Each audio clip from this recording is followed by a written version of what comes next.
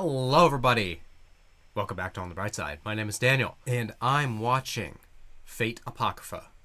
It's that time of the week again. Last time on Fate Apocrypha. What happened, you asked? Well, I'll tell you what happened. The first big battle has really begun, and it seems like it's gonna be a long battle. It's gonna be a intense battle. You know, we got many matchups. Karna and Atalanta versus Vlad, who's like boosted in power by this being like his homeland. Old master and apprentice Chiron versus Achilles. We got Astolfo raiding the flying fortress, and we even have Shiro joining the battle to fight Frankenstein. And then in the background, we got Sieg infiltrating to try and free the homunculus. If they get out, that might be what turns the tide, you know? But we will see. I'm very excited to see where this show is going. I've been just thinking about how like crazy this battle is, but it only being like it being less than halfway through the show. So I'm like, what's the second half gonna be? But anyway, if you guys are excited to see my reactions to Fate Apocrypha, then you should subscribe and hit the bell for notifications so you don't miss a single Fate Apocrypha reaction going forward. I just realized my mic was really far away from me. I should sound better now. But let's begin with 100 flames, 100 flowers in 3, 2, 1, go. Bubbles. What the hell is this?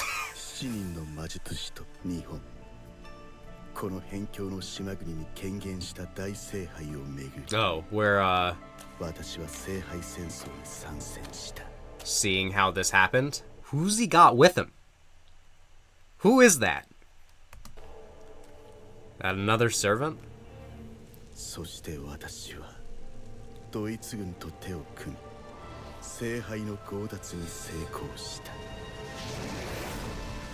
Okay. Oh man, we're getting backstory. Oh man. Mato.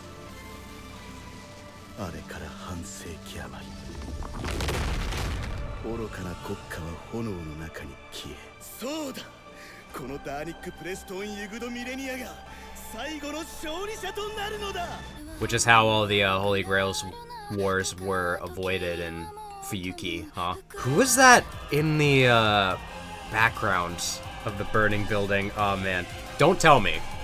I'm just like, oh, so that's what's in the background there, the Holy Grail, or the Greater Grail. Why does it look like that though? Every time you see the Holy Grail in this show, it's just, it looks different. Slow clap.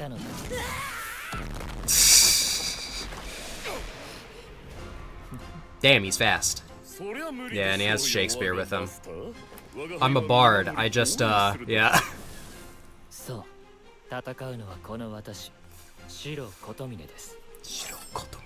Oh man. These blades are always crazy looking.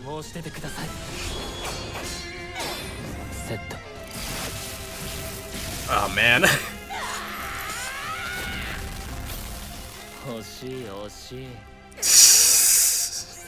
Being cocky.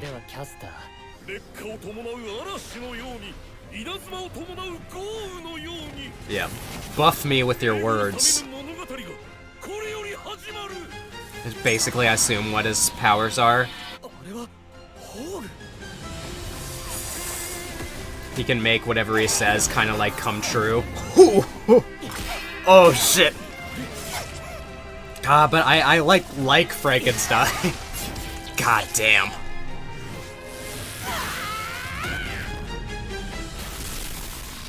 Jesus Christ.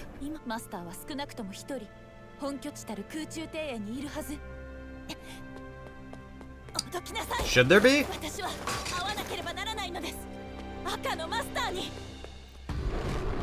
Yeah, he's not there, I'll tell you that. Yeah, they're easy, but there's a lot of them.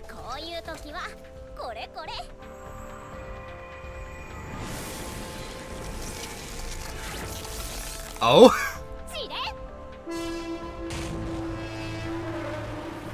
God damn.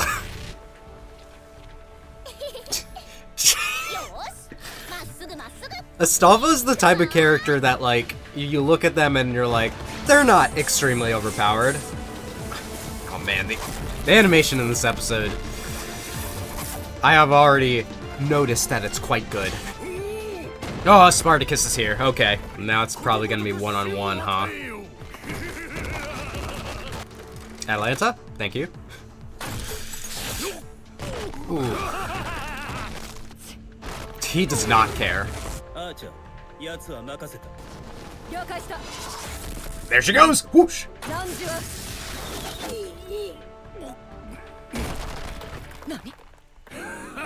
He just does not go down. Ugh. I've seen you've never met a berserker before. It just do not go down. That kick hurt though. Oh my god. First time? Ooh, ooh. That was cool. Oh boy, this attack again.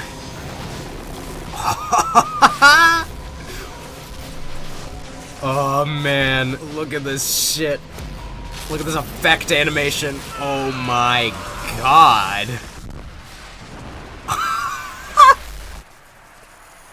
This is a really good looking show, guys. I don't know if you realize. That was crazy looking. But this episode is going above and beyond on the animation front from like all the others before this. Alright.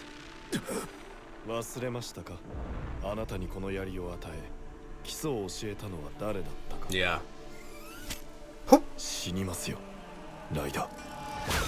Ugh. He has immortality, so... Okay, what, they're gonna go into that? Oh, okay, I see. Ooh. Ooh. I've learned my own tricks. Yeah, I fought in a war. I do love how in-depth this show goes into all of the servants. It really makes them feel very interesting. Alright.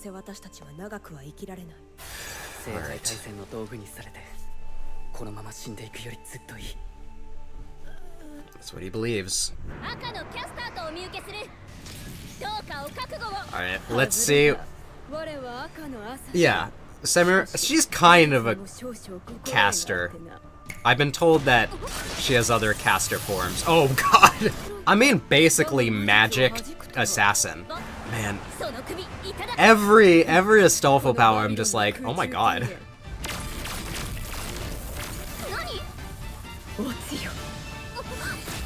Oh boy. No! Doug Griffin! Zeke's like, hold on. You saved me.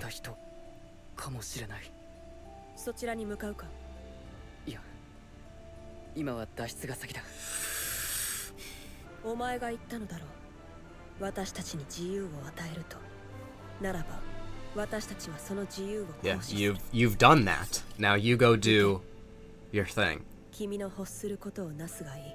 That's freedom. We gotta catch. Oh, I guess we're not gonna catch. Noble Fant. Oh my god. Ah!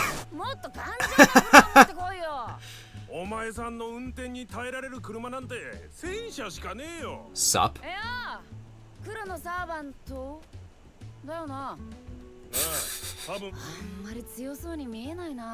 Oh, don't underestimate him. He's got tricks. I wonder where he's going. Is he just like staying safe? God. I love Mordred. Oh boy. That's a matchup. Damn. Cannot bind me.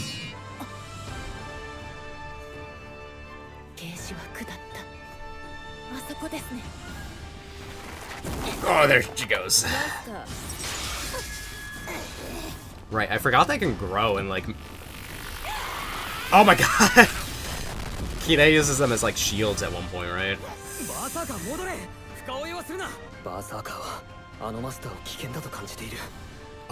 He is. I'm gonna let you know right now, he is dangerous. Oh boy.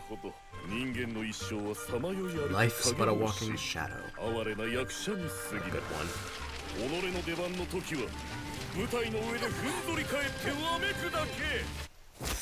Ooh. Backstory.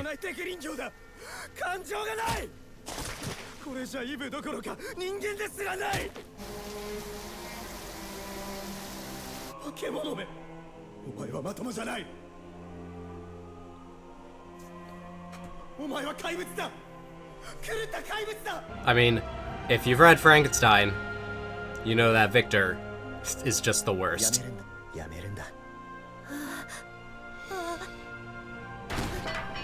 But in this, there's a vision where he's being...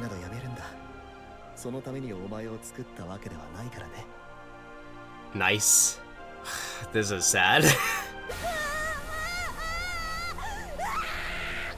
Ooh, ooh, ooh. Oh man, more animation. Going crazy.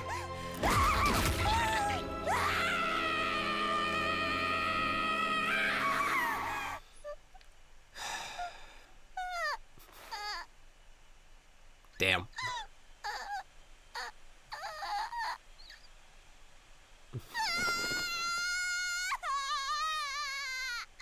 God, the voice acting.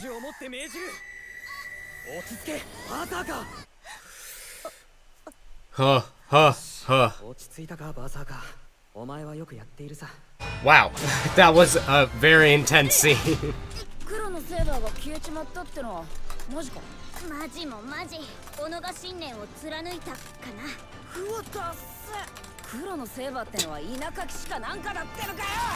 No, it was super cool. You're gonna get us all pissed with that. Ooh.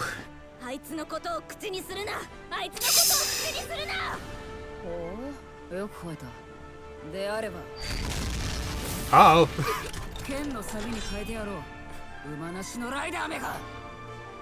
Yeah, we need a horse.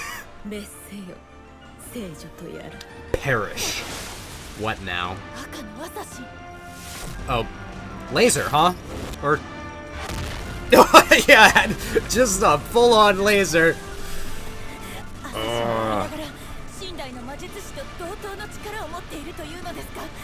Well, she's like one of the oldest known queens in humanity, so...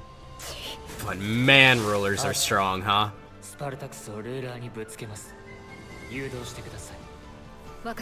Ah. Jeez. Oh my god, he's turning Resident Evil, huh?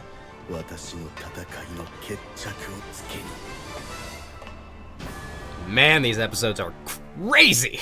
I think we have an after-credit scene, though. Ah, yes, I was going to talk about this in my discussion. Oh! Sieg's challenging Mordred. It's a bold strategy in Cotton. Let's see how it pays off for him. Yeah, okay, that episode was awesome. And I'm having a lot of fun with this show. You know, sometimes you just want a show that's just gonna give you action, you know? I think that this episode had the highest quantity of, like, really good animation that the show has had so far. Siegfried versus Karna was probably, like, the best fight scene prior to this. But, like, this episode just had, like, the highest concentration of really good animation. Crazy attacks. And just really good, like, animation on, like, all the effects and stuff. Like Atalanta's attack. The garden laser. Semiramis, we got to see actually what she can do, and she's basically a caster. Obviously, the reason why she's assassin is because she's famous for assassinating someone. So it makes sense, but also she's a caster. Like, let's be real here. Spartacus is now in the fight, and he's got crazy healing. And I have to be reminded of Hercules because, I mean, they're just like designed similarly, and Hercules was impossible to kill, specifically because he has 12 lives. So, but it seems like Spartacus has more of just like a healing ability because he just won't back down, and that's kind of from his like, because he was like a Colosseum fighter, right? Like forced to fight in the Colosseum, but he was really successful at it. It's just like won't back down is kind of is what I think of when I think of he just won't stop. I believe if I got the Spartacus lore correctly. I don't know. I didn't check it because I thought I knew like some of the other characters. I'm like, I don't really know Atalanta. But we got to see some of her speed this time, which is what I thought would be a big advantage for her. We didn't get to see too much of the Karna versus Vlad fight, but I mean, we got to see a little bit, and it was pretty cool. And we got to see Astolfo go all over the place. Astolfo tried to take on Semiramis, didn't really work because she's got a fortress and she's just very sneaky. Man, I wanted to see Astolfo use his Noble Phantasm, but I assume that we will see it later. Astolfo, quite honestly, seems like a very important character to this show, so I don't think he's dying anytime soon. I might be crazy. I don't know. If, like, this battle has to end with, like, all of one side being wiped out, but I don't know if that's even gonna... If that is even gonna happen, like, I made that prediction that, like, one side's gonna get wiped out in this battle, so that then we just have, like, another Holy Grail War. But Astolfo also had to fight Mordred, which is probably not a good matchup. Astolfo gets to show off a lot of cool powers, like the horn that just vaporized all the little dragon tooth soldiers. A book that is a shield. Just lots of really interesting powers. I feel like we're getting to see a lot more like varied powers from the servants in this show than like in past Fate series stories. Like Fate's Day Night, the servants do use a lot of varied powers, but it feels like they're like even more varied in this one. I don't know if that's really true, but that's just what it feels like. I've been avoiding talking about the one plot thread of this episode that was probably the most interesting to me, and that was with Frankenstein, which started off with Frankenstein versus Shiro and Shakespeare. We got to see what Shakespeare's powers is, and basically, he's a bard. He is able to conjure things with his words, which is interesting. I did have one question regarding that scene. Were they saying that him giving Shiro like the like speed and power buff was the Noble Phantasm, or was it the ability to pull out the sword a Noble Phantasm? Like, is the sword a Noble Phantasm, or was it something Shakespeare was doing to him? That was my only confusion in that scene, because there were multiple things happening when the characters were all like, or when Frankenstein's master was all like, that's a Noble Phantasm? But it allowed Shiro to, at the very least, keep up with Frankenstein, and with some really cool animation. Like, Frankenstein felt like on the defensive for most of that. And, man, the priest blades, what the fuck? What are those? They're always crazy, but they're cool. And yeah, he's using them a lot like Kide did. Yeah, I wonder if Shiro stayed there, could he have, like, you know, won that battle? He had to address other matters. Shishi goes off on his own as well. I wonder if he's going to try and assassinate some of the masters. I wonder, could it possibly be Shiro? I don't think so, because obviously they're on his side, but he doesn't trust him at all. So I think he might be trying to go for Darnik, who, to interrupt the Frankenstein thing, we learn more about Darnik and about exactly how he got the Greater Grail. He went to Japan. It looks like he caused a fair amount of destruction. Who was behind Mato? Like, who was in the church there? Anyway, we got to see that he stole it from Mato, which It is a very different representation of the Greater Grail than I feel like we've seen so far. But like most of the times that we've seen the Holy Grail, it's been like corrupted in some sort of way. So maybe this is just like how it looks like. But yeah. I mean, the original like creation of the Greater Grail was done in Fuyuki, right? I kind of just move on after this, but like I feel like there is some more discussion to be had here.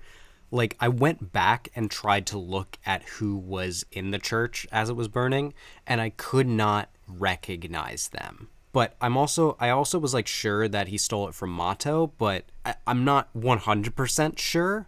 We saw that Mato was there because obviously he's been alive for a long time, so he would be there and be protective of the Grail. But like I really wonder what happened, and does that mean Mato's dead at this point? And then there's also like who Darnik had with him as he was going up the steps of the shrine in Fuyuki. Like I thought the Grail was underneath the shrine, so maybe what we were seeing was that the blimps were carrying the Greater Grail from underneath the shrine, and Mato was in the church with whoever that was, and it was being burnt down and killed. There's just a mystery there that I hope kind of gets explained, but a lot to think about. That was a wild thing, but anyway, getting back to Frankenstein, we got to see a lot of Frankenstein's past, specifically Frankenstein's kind of like relationship with Victor. And making Frankenstein a woman makes that relationship kind of interesting, because we can kind of like guess that Frankenstein was possibly like in love with Victor in this version, because a lot of her plot in this is about love, is about wanting to be a bride. Like her costume is a bridal dress because that's her wish, really. But Victor always rejected her, even like beat her there, which was not in, I don't believe that Victor did that in the original Frankenstein story. But also like the monster that he created in the original Frankenstein story was way stronger than him. So I think they wanted to like show like an abusive relationship between them in this backstory.